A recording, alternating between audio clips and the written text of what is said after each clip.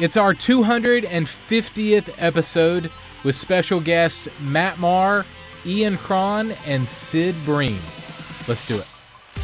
This is the definitive podcast for helping you plan, create, and execute dynamic worship experiences at your church. Useful, practical content in the areas of production, worship, communications, first impressions, and more. This is Making Sunday Happen. Well, hey guys, welcome to the 250th episode of Making Sunday Happen. Man, it has been a blast talking to you guys each and every week. We are over 5 years into the podcast, and we're just getting started. We have some really big guests lined up for this episode of the show. So during the episode, you'll hear from worship leader, songwriter, Christian music artist Matt Maher, as well as the author of The Road Back to You, an Enneagram Journey of Self-Discovery. You might have done Enneagram with your church staff or your team members.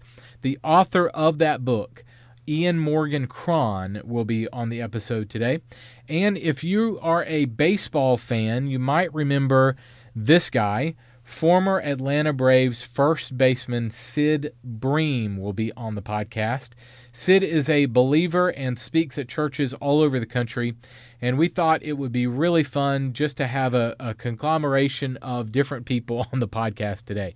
So you're going to hear about worship, you're going to hear about the Enneagram and how to lead your team well, and you're also going to hear from Sid, who's a great motivational speaker and speaks on the gospel and a kind of an evangelist style, using his platform from baseball to share about Jesus Christ and the platform that God has given him. So really excited about this week's episode of the show.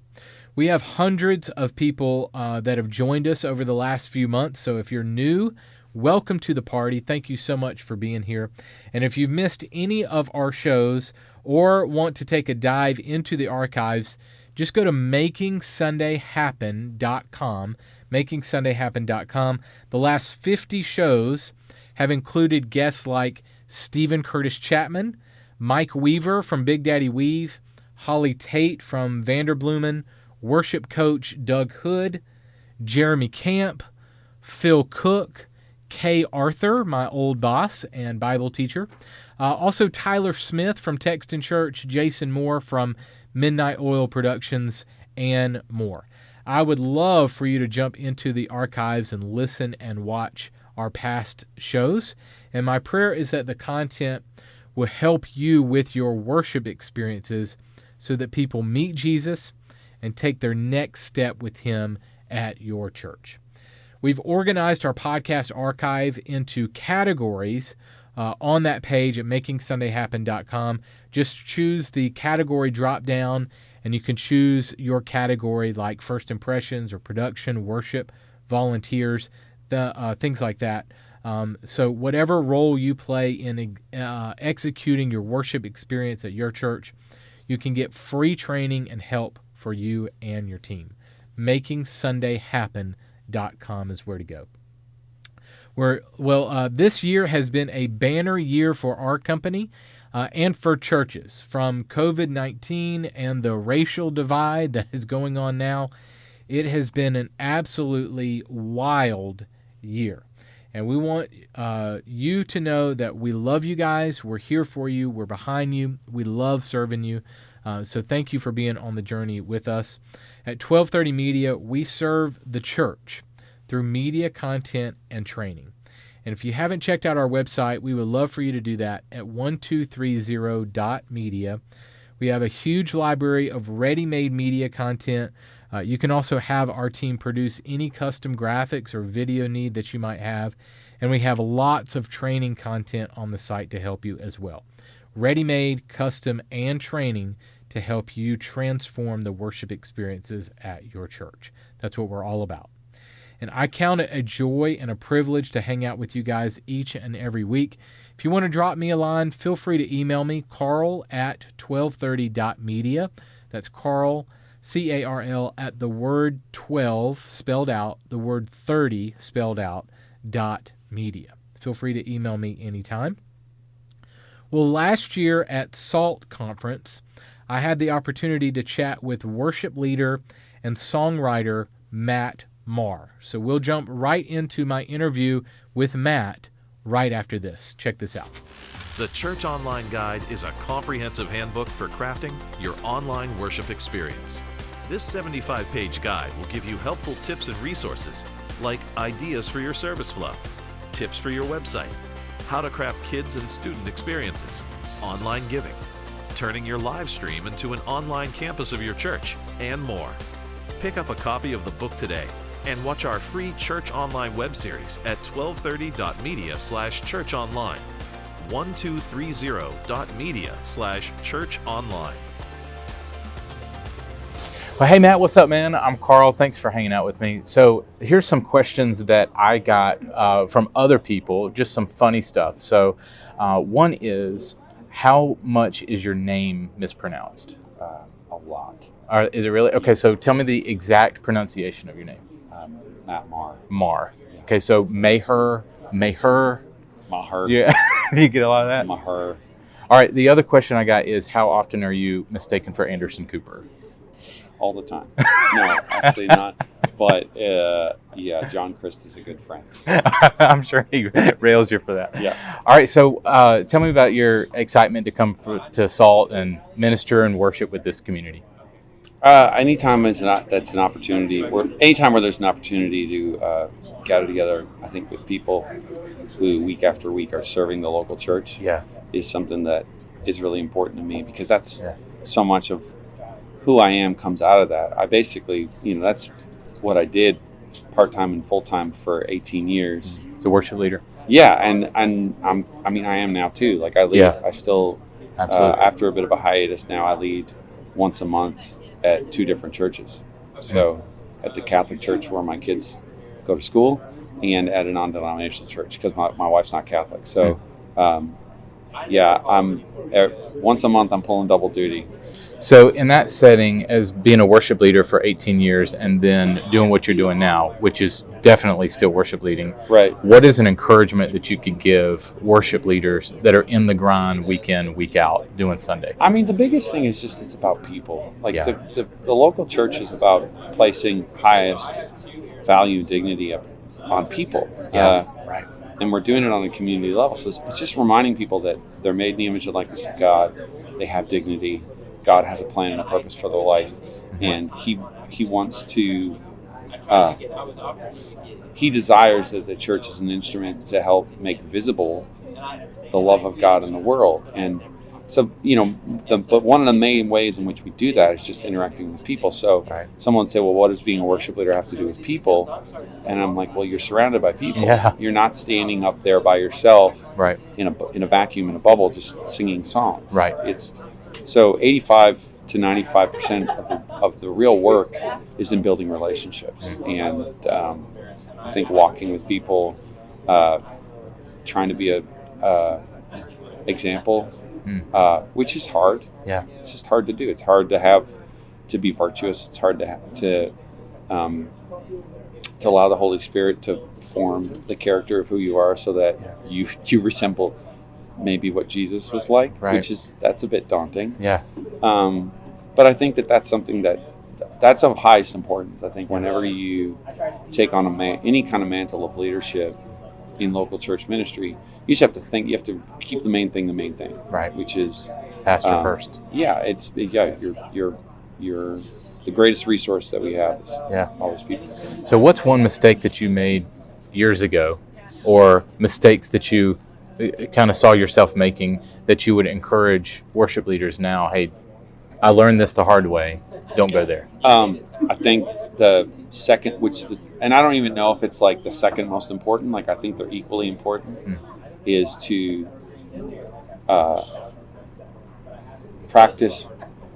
It's sort of like it's presence over performance. Okay. So as a worship leader, ultimately the thing I'm doing is I have a certain number of songs to sing, but really what I'm doing is the music is a way of interacting and pursuing the presence of God, and then trying to find ways to facilitate the music so that it helps people stay in that sort of frame of prayer, and doing that versus just getting up and playing 3 songs really, really well. Not that there's not merit in that, but that's not what leading worship is. Leading worship's not playing music well.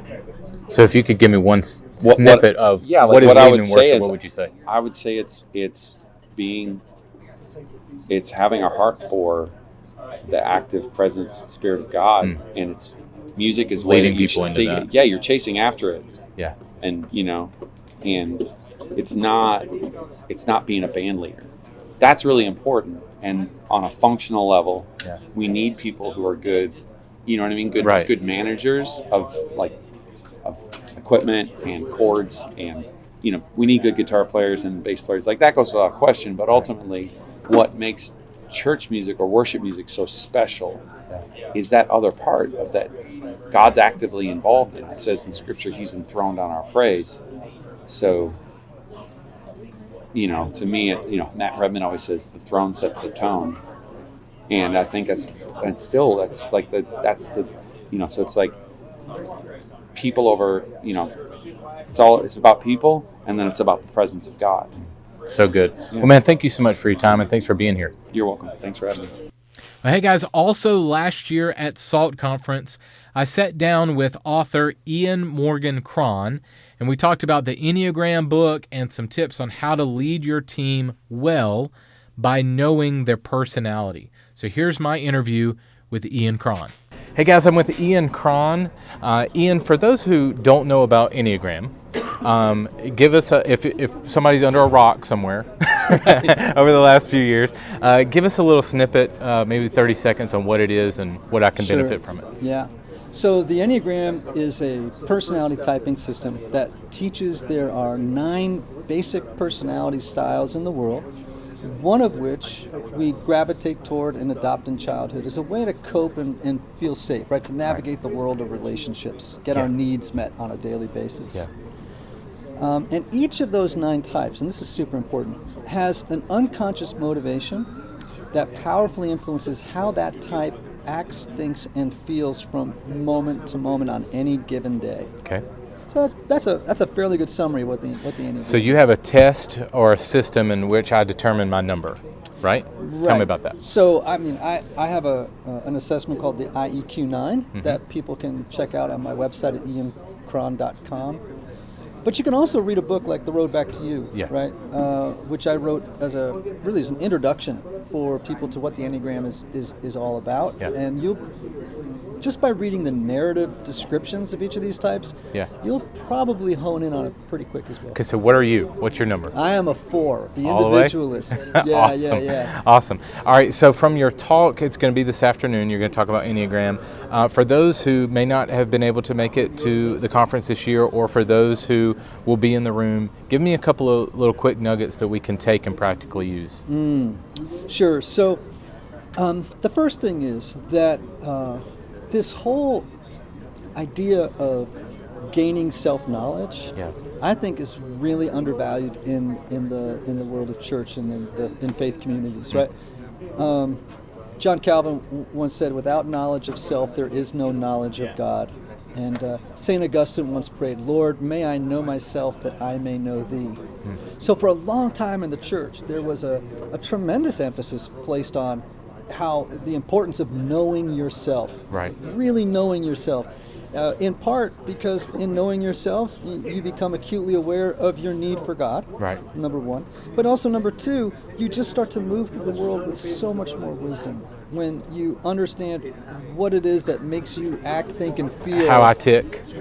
Absolutely. You need to know how you tick and how others tick, by the way, which the Enneagram can teach you, so that you can better love and serve them. So you bring up a good point. So say I'm a leader in a church. How is it important that I know the Enneagram numbers or personality traits and characteristics of my team members to know how to serve them better? I can't even begin to tell you how important it is, right? So I work with a lot of corporations. I work with CEOs, their executive teams, and the like. And one of the things I tell leaders all the time is the most the biggest mistake you can make is to presume that everybody else sees the world the way that like you me. do. Yeah. Or to presume that your way of seeing the world is normal. Because when you say that your way of seeing the world is normal, that means that anyone else who sees it differently is either is crazy or abnormal. Yeah. Right? Or mistaken. Or mistaken. Yeah. And that means, well, if the Enneagram is right, guess what? There are 8 other kinds of normal. Yeah. And when a leader can turn that switch and go, oh, wait a minute. People have different lenses through which they see the world. And if I know what those lenses are, I can not only better love and serve them, I can also better leverage their gifts and know how to use them in the ecosystem of our community. Right. Good. All right, so last question for you. What do people usually get wrong or confused about Enneagram? Yeah, boy, a lot. A lot. Okay. Usually right at the outset if they're just sort of getting into it, so like one thing is, just because you know your number or somebody else's number, let's say, just because you know someone else's number doesn't mean you know them. Yeah. You know what I'm saying? Like, Right. The human person is very complex. What the Enneagram does, this is how I like to put it, is it gives us low resolution pictures of the inside That's a great way to put it. landscape of other people, right? Now, let's say it gives you 10% more clarity than you had before you knew the Enneagram. That's a gigantic leap of progress, right? Just 10%, 15 more percent. That's a huge step forward, right? And so, I'm always like, the Enneagram is a beautiful but imprecise model of personality, right? Yeah. So you have to hold it with a certain element of appreciation because it is awesome. I will say that it is awesome, but also to realize that, people are more than their personality. Right. So don't assume that I know everything, and maybe use the number as a cuss word. Oh, he's a 4. Never do that. Oh, so that's You're just a thing. 4. Because you're not just a 4. Right. You're There's so a much lot more. more than that. Yeah. But that personality gives us a window into your inner world that is incredibly useful. Good. Well, man, how can we keep up with you? How can we find you? Thank you. On my socials, Ian Morgan Cron, IANMORGAN Cron. You can go to my website at, iancron.com. You can check out IEQ9. In a couple of weeks, I have a new video course coming out that I've partnered with Donald Miller on called The Enneagram Made Simple.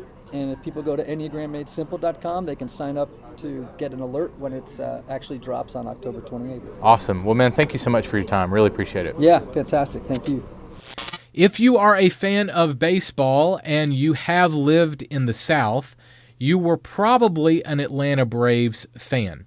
Now, I haven't kept up with baseball in the last few years, but when I was a kid, I ate, drank, and slept baseball. It was my sport. All right, so let me take you on memory lane just a little bit. Let me take you back. The year was 1992, and the year before that, the Atlanta Braves were in last place in the National League. And in 1992, they turned the entire ball club around and became one of the only teams in baseball history to go from worst place to first place over the course of one season. It was pretty incredible, and that would not have happened if it wasn't for a nail-biting Game 7 2-out slide into home plate from first baseman Sid Bream of the Braves. Now, Sid is a Christian and speaks at churches around the country, recounting that incredible moment in baseball history, and it still ranks as one of the top 10 all-time best plays in baseball history. And he talks about using that play and using his time in baseball as a platform to share the gospel and talk about Jesus. He would be a fantastic guest speaker to have at your church or men's conference or men's event, something like that. Sid is also the brother-in-law of Fox News anchor Shannon Bream, if you're keeping score at home. Little tidbit for you there. And we shared this interview a few weeks ago on social media, and over 3,000 people from the sports world saw it. That's 3,000 baseball fans who heard the interview I'm about to share with you. They heard Sid and I talk about his faith and how Jesus Christ gave him that slide, that moment as a platform, and how Jesus can be the Lord of their life too. So pretty cool. We got to talk to over 3,000 baseball fans and basically share the gospel with them over the last few weeks. So it was really cool. All right. So if you missed it a few weeks ago, don't worry. Here it is right here on the podcast. And before the interview, let me take you back to 1992 for the famous Sid Bream slide. Watch this.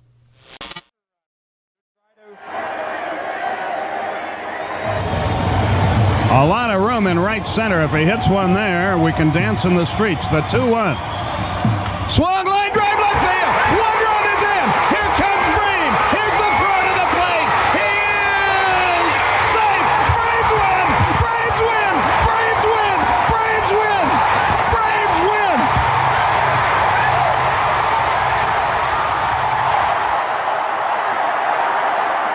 Well, hey guys, if you're a fan of baseball, especially the Atlanta Braves, you might have remembered the video that I just showed you. The man with the game-winning slide into home plate in the bottom of the ninth of that game is my guest today, retired Major League first baseman Sid Bream. Sid, welcome. Thanks for hanging out, man. Carl, it's great to be with you. Good seeing you, buddy. Nice to meet you. Thank you, man. Now, our timing couldn't have been better because last night, on as of this recording, last night Fox Sports South aired that game, the '92 championship and National League championship, and a gentleman interviewed you before the game, and I'm kind of in a similar boat as he was. He said, "Hey, I was 8 years old when the game was on." And I can attest to that. I was born in '83, so I was watching it live when I was 9 years old, man. So well, I mean, just like him, you make me feel real old, and I'm getting there in a heartbeat.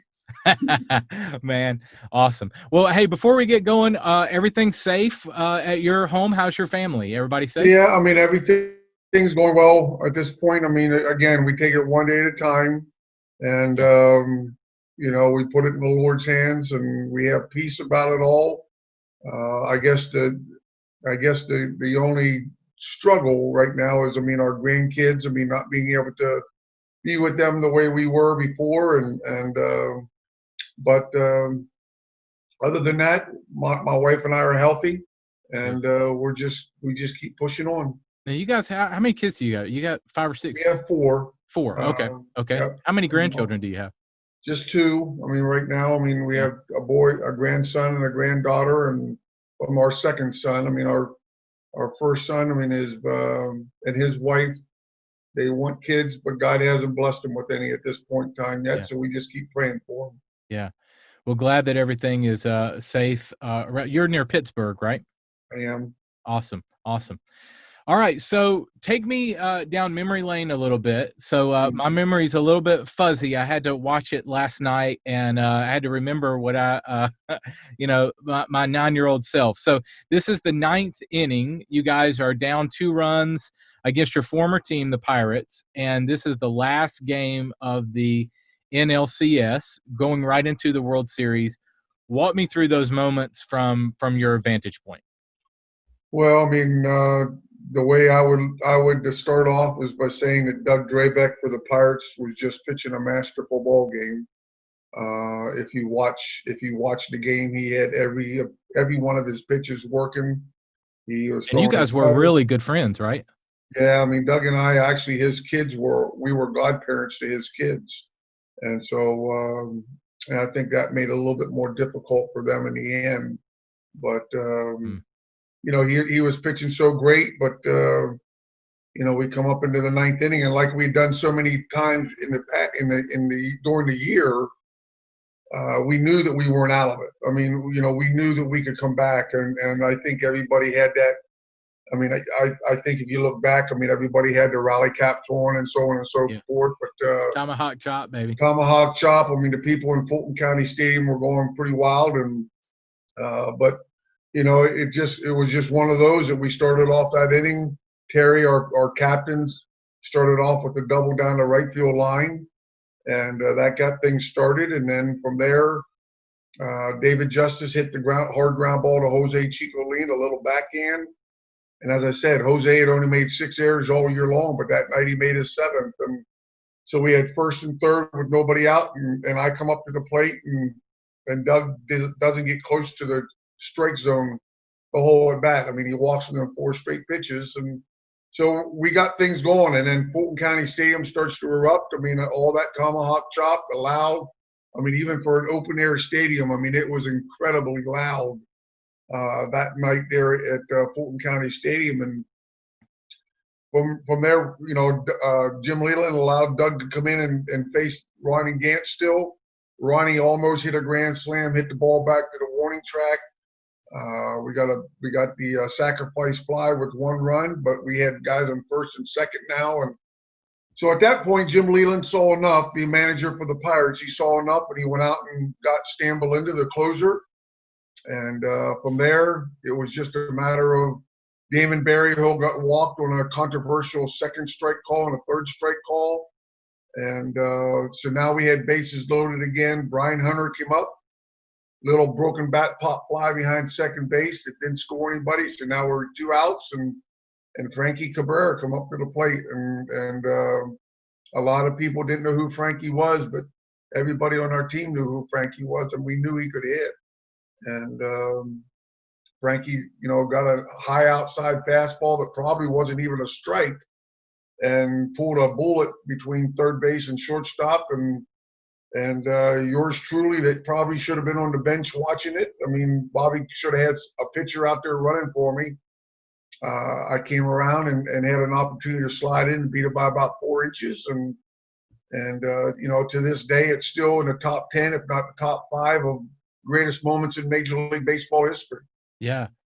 So you were saying, which makes it really amazing. I mean, you had knee surgery several times, right? So tell me the story. So Bobby didn't have anybody to come in and pinch run for you, right? Oh, he had plenty of pitchers that could have run for me that were a lot faster than I was. And, again, other than the fact of realizing that God had me there for a purpose, that's the only reason that I was there. Because, I mean, Bobby has shared numerous times where he didn't have anybody to put in at first base. Well, that wasn't true if we tied the game up, because Brian Hunter, who pinch hit, platooned with me at first base, and Frankie Cabrera has played first base. So, I mean, those 2 guys could have gone into first base in a heartbeat. The big question for us would have been who was going to play second base, because Rafael Belliard, Mark Lemke was pinch hit for in the 7th. Rafael Belliard was pinch hit, in the 8th or the 9th there, the 8th. And so, we were left with nobody to play second base. So that would have been the big quandary, how things were going to work with that. But again, looking back over it, I mean, and seeing what was going on, and yes, Carl, I had 5 knee surgeries on my right knee at that time, 1 on my left. I wasn't as fast as I used to be, and I was never fast, but I could run. And but God had me out there just to make everything a little bit more dramatic, I guess. Yeah, that was certainly the case. I mean, you beat that the tag by inches. Yeah. So I actually watched this game live as a kid, and I actually have a hat signed by Cabrera. I don't remember when that was. I think it might have been the next year, because he served with the Braves for a couple years, I think. But as you said, that the Sid Bream slide, Skip Carey going crazy in the press box. I mean, that's a defining moment, not just for Braves history, but Major League history. As you said, it's in the top few of all time plays, right? Exactly. I mean, and again, as I share with a lot of people, Carl, I mean, you'll never, in the game of baseball, you'll never ever have a spontaneous eruption like that again for somebody beating a throw like that to home because of the replay now.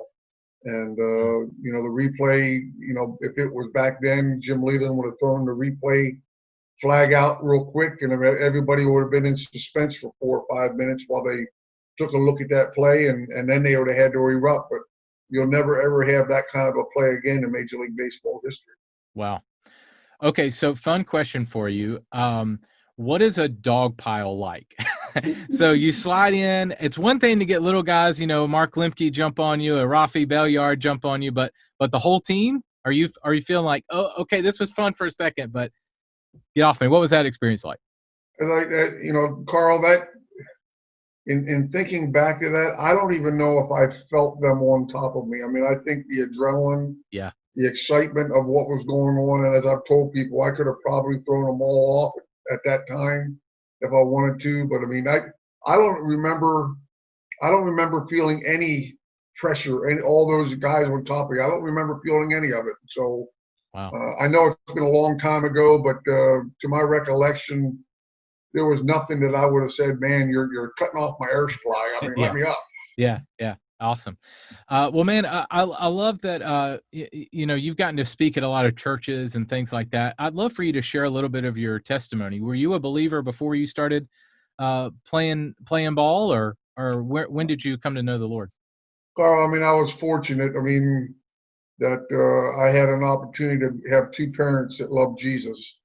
And, they brought me up in the church, and for 13 years of my life,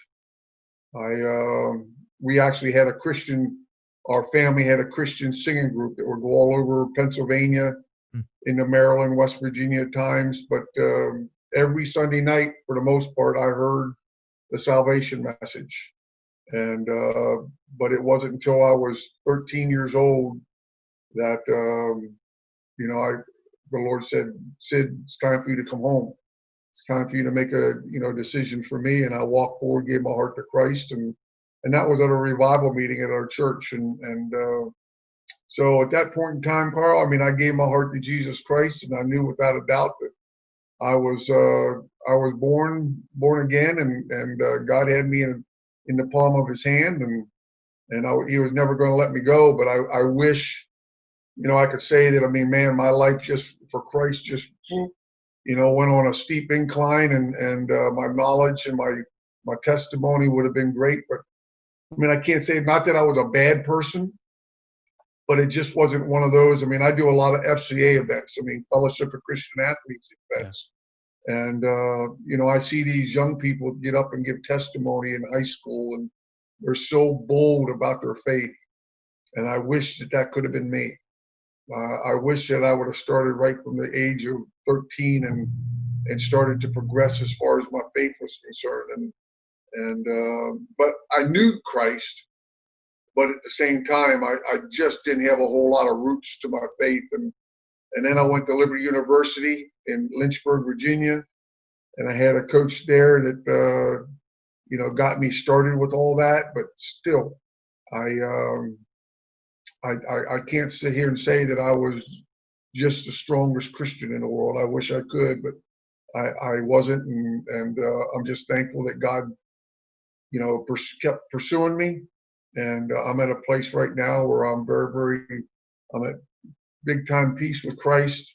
I know whom I have believed, and it's a great feeling to know that God is with me. What was that experience like in a Braves dugout, being a believer? Did they know that you were a Christian, and do you have any opportunities to talk with your teammates? Oh yeah, Carl. I mean, the one thing I will say is coming from Liberty University, it was Liberty Baptist College back when I was there, but coming from Liberty University, I mean, every locker room I went into, I started off with the Dodgers. And every locker room that I went into through the minor leagues and up through, I mean, I was a chapel leader because of Liberty University or Liberty Baptist College back then. And so, I guess the opportunities were there. I was in charge of bringing everybody into the chapel meetings. And I guess the big thing for me is to let you know is, Carl, I mean, when I went from Pittsburgh down to the Atlanta Braves, in 1990, we won in Pittsburgh, we won the National League East Championship. We went up against the Cincinnati Reds in that year, and we got beat. But the very next day after we got beat by the Reds, management for Pittsburgh came out and said, Sid Bream's our first priority to sign for the 1991 season. And so my wife and I were ecstatic, thinking, man, we're going to be here. We're going to be in Pittsburgh, got to get a multi-year contract, so on and so forth. Well, just to make it didn't happen. They didn't get close to ballpark price with me. But when I came down to Atlanta, we didn't understand it. Here's Pittsburgh saying they want me there, but we didn't understand why it didn't happen. But at the same time, with my wife and I going down to Atlanta, it allowed us to start men's Bible studies, women's Bible studies, couples Bible studies, and it started the progression of seeing my teammates and their wives start to have a stronger tie as far as their relationship with Christ. I know that Smoltz became a believer around 95, somewhere around there. Yeah. And I did want to ask you tell me the story about, well, you had a great vantage point to see ball players who had everything, money, fame, all this, and I'm sure you had the vantage point of them still feeling something empty. So give me the story of Tom Glavine, Greg McMichael. This is after the World Series win, and Glavine says to McMichael, Yep. "Is that it? Am I still empty?" Give me that story.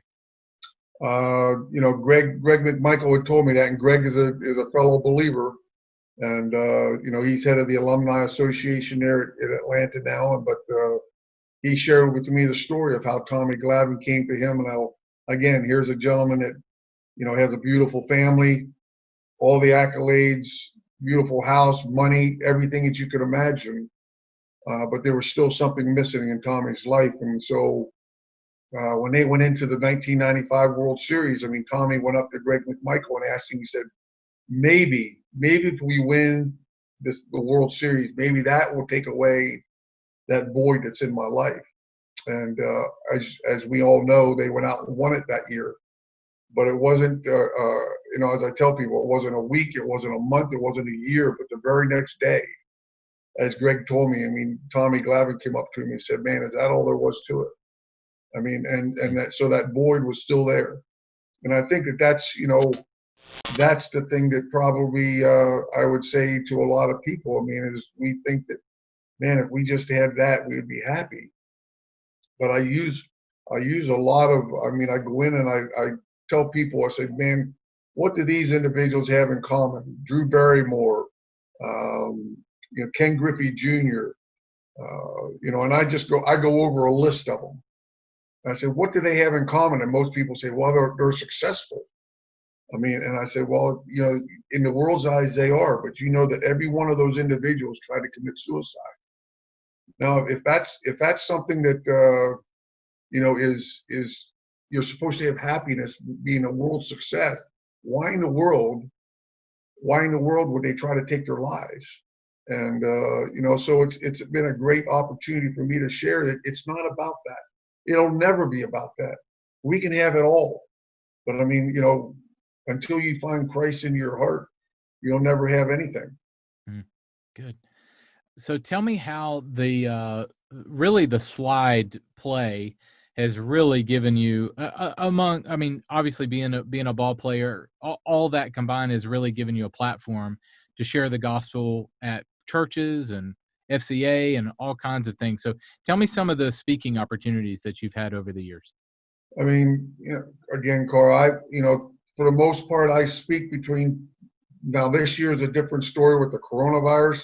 It took away a lot of my speaking opportunities, but normally between 25 to 40 times a year, I have an opportunity to go out and share. And it can be, it could be FCA events, it could be churches, just doing a worship service with them. It could be wild game dinners, because I love the outdoors and I love doing wild game dinners, or it could be banquets, people's banquets. But I have an opportunity generally because of that play. That has been the thing that has kept me in people's minds because of that play. And it's given me an opportunity to go all over, not only the United States, but even over into other parts of the world and share my love for Jesus Christ. And so it's been a wonderful, wonderful thing that God has been allowing me to do. We've mentioned a lot of it, but what are some of the things that you share in your talk? What are some of the things that you've gotten to encourage people with? Well, a lot of my challenges when I do, when I talk to basically churches, a lot of them, I use the title of, is God getting your best? I mean, and I bring you different examples of, illustrations of, like movie scenes or something to that degree that would, talk to you about getting your best. But then I go in and I talk how in the Old Testament, God required the best out of the animals that they sacrificed. They couldn't give them something that had a blemish. And in the same way, as far as Christians are concerned, we're supposed to be giving it our best for Christ. I mean, he says in his word, whatever you do or word or deed, do it all to the glory of God. I mean, and so many times we get sidetracked and we allow our flesh to come in and we allow Satan to get into our heads that we're not giving God what he rightly deserves. I mean, and so I just challenge him with that. My wild game dinners, a lot of times I'm talking specifically for the most part to dads. And, and I just talk to them about, you are an example to your son. I mean, and if they're not seeing what's needed in you, then where are they going to learn? I mean, and I would just say this, Carl, for the last 4.5 years now, I've been a chaplain at a trucking company up here. And, every Wednesday I go down and I speak to the new drivers that are coming into to PGT trucking. And, I can't tell you, I mean, I've been dealing with men that have one gentleman that his mom had four different kids and all of them from different dads. I mean, I've been dealing with a gentleman not too long ago. I had just a house of a man in his mid-30s.